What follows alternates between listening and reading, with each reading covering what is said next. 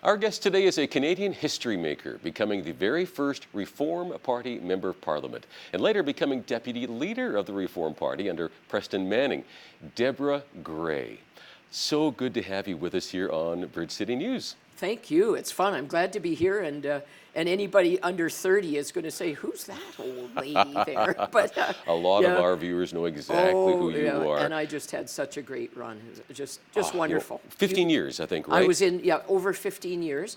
So I was in 15 years. I got elected in '89, left in the '04 election, and now all of a sudden I've been out 15 years. So I find it astounding when anyone says, "Oh yeah, Deb Grey, I remember you," and I get recognized for my voice as much as I do my face, which is aging. But you look good. Oh, thanks. It's great. I'm still riding a motorcycle, because I'm sure everyone who's watching this is saying, "She rode a motorcycle. I wonder if she still does." Yes, I do. This is my 52nd year riding, and I'm loving it. Oh, keep doing it as long as you can. I mean, that's great. Yeah, people remember you too for being sharp-witted. You know, you had a sharp tongue. Man, you know, you had some fun with that. And you have quite the history. Your legislative assistant was a young fellow named Stephen Harper. Yeah. Well, of course, I had no idea I was going to win right on election night until in the by-election in '89. After the general election in '88, the Conservative fellow died, so we were thrown into a by-election situation right away. And so I had no idea I was going to win until I saw CBC, CTV, all the major networks drove out to little old St. Paul in northeastern Alberta in the middle of Beaver River. And I thought, what are these guys doing here? And they said, "We think you're going to win." Wow. And I said, this was on by-election night. And I thought, well, really? Well, we'll see what happens. And I took 50% of the vote that night. Oh. So it was a big shock. I did not have staff lined up. In fact, I didn't even know what a member of parliament actually did.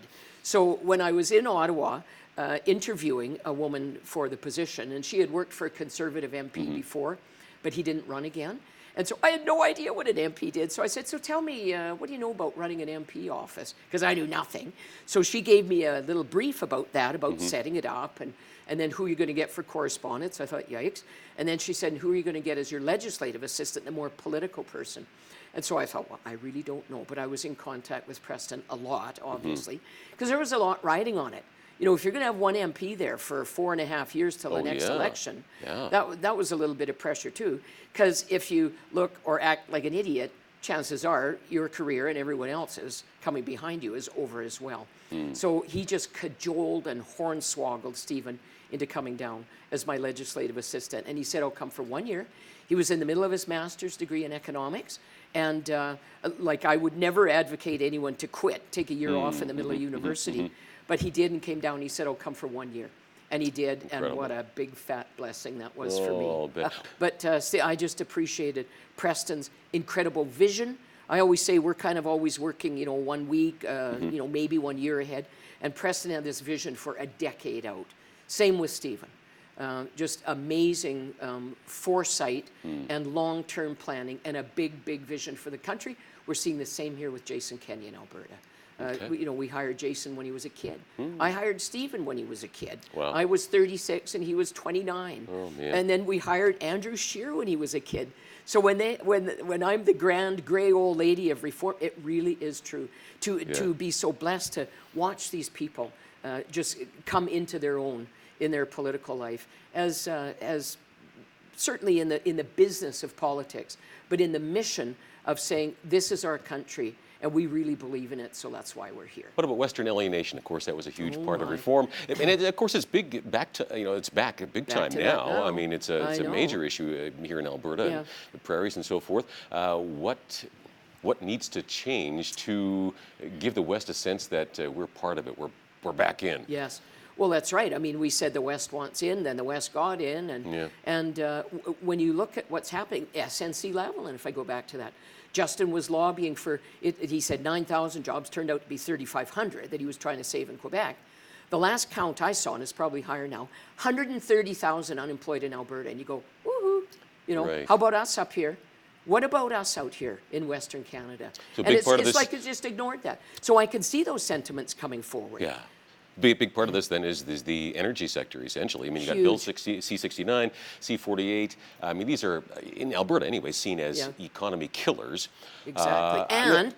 and just absolute bias towards Alberta with the pipeline and into BC and BC, Right. where they've banned oil tanker traffic on the north coast of BC. Hello? There's the St. Lawrence. That's part of Canada. They have oil tankers in and out of there. Hibernia.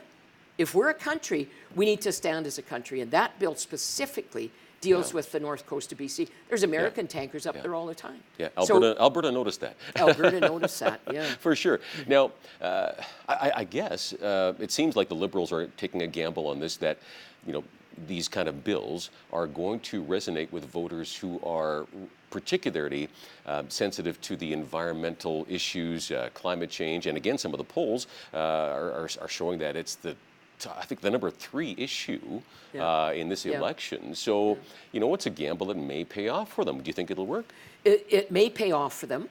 It may split the vote, some because the Greens come up and the NDP try and claim that territory. Yep. But it just makes me mad. I'm not going to sue and I'm not going to be deeply offended. But what the corollary of that is, we love the environment. You Conservatives don't love the environment. Well, that's just a bunch of hooey. I mean, to say that we don't appreciate the environment, we're all living, breathing the same air. And so, of course, Conservatives are concerned about that. What we're trying to do is be honest and balance environmental concerns with economic concerns, and to be able to say there's room for both of them in there.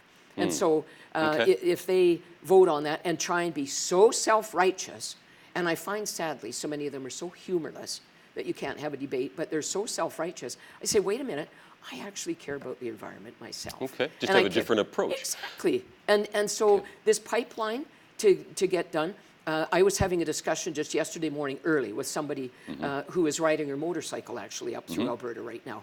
And she said that she thought there was some pipeline activity.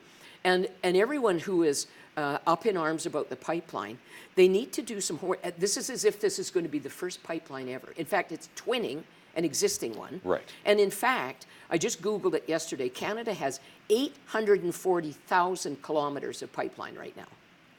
That's a lot of pipeline. That's a lot of pipeline. Yeah. So this is nothing new. But I live on Vancouver Island now. Well, you know all about the protests I know all there about it. and I know all the about green the movement. protests. So We get our oil from Washington State.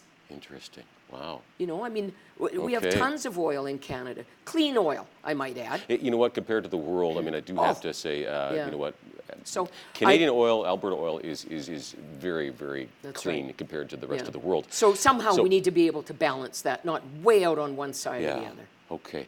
Let me ask you about the Greens. You mentioned the Greens, and of course, you're living in BC now. What do you think? I mean, the trend has been, again, they're starting to pick up momentum, right? You see it in the polls. You see some seats going their way. Could they gain a significant number of seats election night here on the on the West Coast and on the East Coast? Essentially, that's where their strength seems to lie. There's a possibility for that. I mean, Elizabeth May's been in Parliament for quite a while now. She just doubled her caucus because this young fella, Paul Manley, won the seat in Nanaimo Ladysmith. Why was there a by-election? It's like playing chess. Leonard Krogh was an NDP MLA. Thought, oh, I'll be the mayor of Nanaimo, you know, so I don't have to go to Victoria all the time. So his seat's vacant. So then Sheila Malcolmson, NDP member of Parliament, says, oh, well, I might as well stay closer to home. So she comes to run in that, and it just goes round and round all the time here. But that fellow won a seat, and so she's just riding high right now.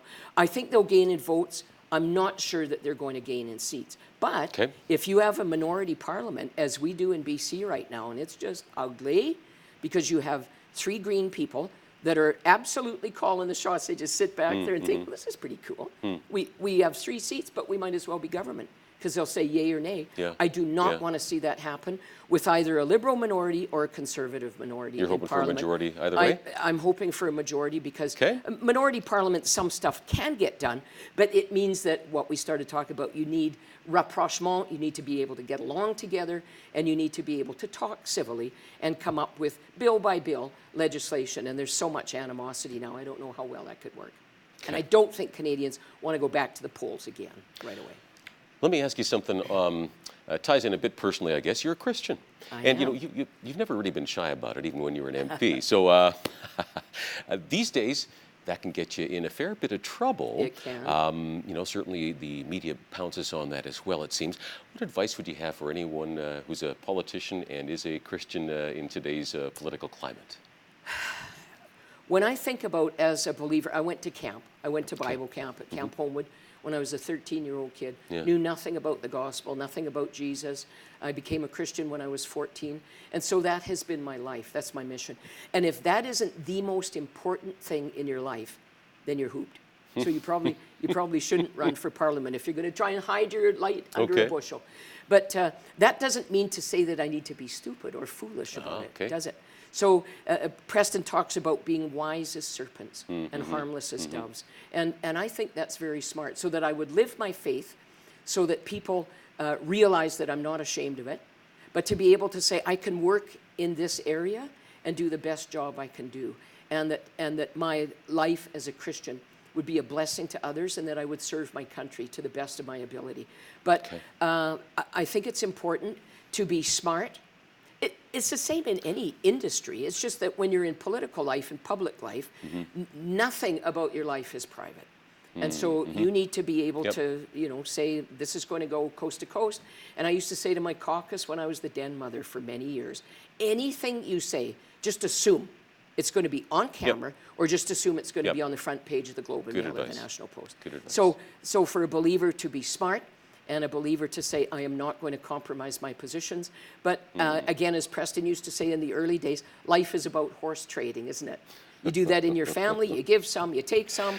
And so that's what we need is to the be reality able to do in the without political world. compromising my core beliefs. And I will never shy away from telling anyone that I'm a Christian. Social issues, we should touch base on that briefly too. I mean, there's always a fear campaign that gets launched in a political, election campaign against conservatives, it seems, mainly over abortion and LGBTQ issues and so forth. So we end up with some tap dancing, don't we, right? So on the one hand, you need to appease, I guess, the faith-based voters and supporters. And at the same time, there's this reassurance that you typically send out to the rest of the supporters that nothing actually is going to change. It's going to stay the same. So you have this. It's very difficult. It's a tightrope to walk. I struggled with this because we had an abortion vote way back when I was the only MP there. And again, Preston and I talked about this, and I thought what he said was very wise. From 1 Samuel 8, when Samuel said, look, they want a king. What am I supposed to do? They want a king. And the Lord said to them, you give them a king, and they are not responsible to you. They will be responsible to me in the end. That takes an awful lot of pressure out. That doesn't mean to say that you just go with whatever's going, but you take a stand, and people are ultimately responsible to God. And so I really appreciated that, and that has given me comfort and a lot of wisdom, I think, over the decades, not just the years.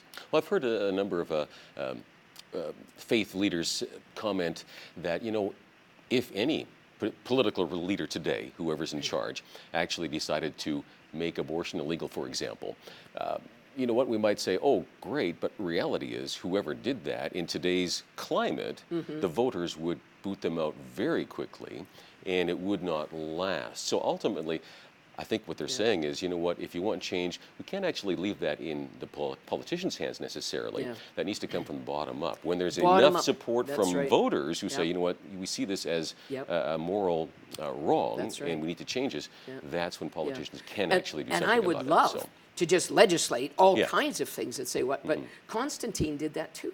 Right, Say, okay, now it's a Christian nation. And it doesn't work that way. It needs to be heart to heart, person to person, communities standing up and saying that's when laws get changed. Healthcare briefly, it's always a huge election issue, and everybody knows we need to fix it from all different parties, and we all make promises that way. So we throw money at it, and nothing changes, generally speaking. So your thoughts? How can it get fixed? Do you keep throwing money at something? I mean, that has proved to not be very effective. And again, this all comes down to this whole we have single-tier healthcare system in Canada, as though we are so virtuous. Almost 30% of healthcare services are offered in the private realm. And so let's not fudge around that. So, if I if I want an MRI and I want to pay for it, I'm allowed to do that. Paul Martin did that. He went to a clinic and they said you could wait on this line here, or we could get you over here. So he gave his credit card. Paul Martin did that as the Minister of Finance. So first of all, let's be brutally honest about this, that we don't have single-tier health care. We get to have some things covered. If you go to the chiropractor, you have to pay. If you go for massage, you have to pay. So it's not single tier. But what we need to do is come up with a balance of what's going to work best for people, because we already have private public health care.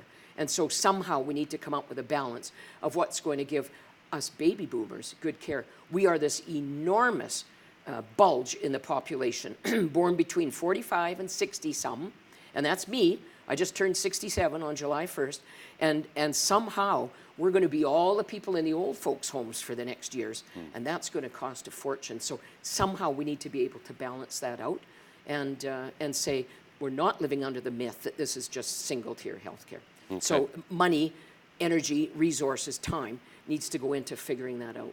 Yeah, somehow we seem scared of any privatization methods in Canada, even though countries like Sweden and Switzerland and the UK, very similar, I think, mindset, that they seem to be doing that just fine. Am I advocating for, for all private health care? No, I'm not.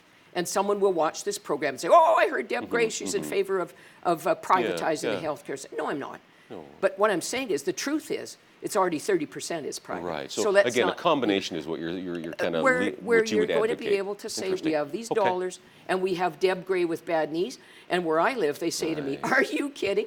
I was 62 when I first went to the doctor, and she said, "Whoa, you're way too young. Come see me in a decade." Wow.